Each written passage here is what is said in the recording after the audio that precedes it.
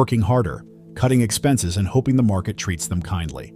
But what if I told you that the Bible contains a formula for multiplying money that Wall Street doesn't dare to teach? It's a principle hidden in plain sight, overlooked by churches and business schools alike. Yet it has the power to completely shift the way you handle your finances. The shocking truth is this: God never intended for his people to live paycheck to paycheck or to drown in debt. That mindset of scarcity is not biblical, it's cultural. Scripture reveals that God's plan is exponential growth, 30, 60, even 100-fold returns on the seeds we sow. And while the world says save, scrape, survive, God says plant, multiply, reign. This is more than a motivational phrase, it's a divine strategy. Imagine this. You're not simply hustling for another dollar, but aligning with a supernatural economic system that multiplies what you plant. You start a business, you tithe faithfully, you live generously, and suddenly opportunities, partnerships, and streams of income begin to flow in ways you could never have engineered on your own. That's not coincidence. That's God's 100x formula at work.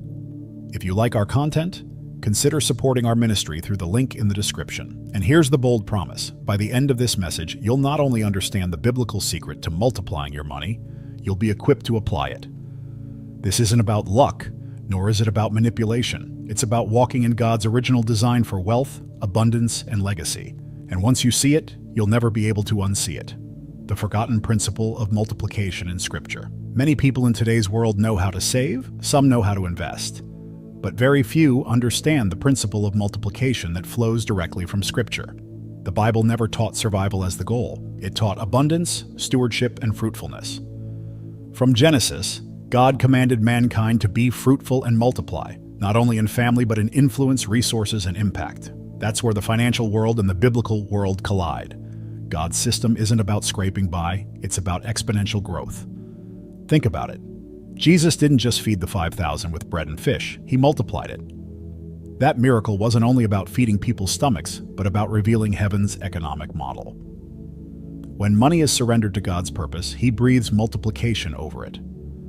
The same seed that looks small in your hand has the potential to become a harvest that impacts nations.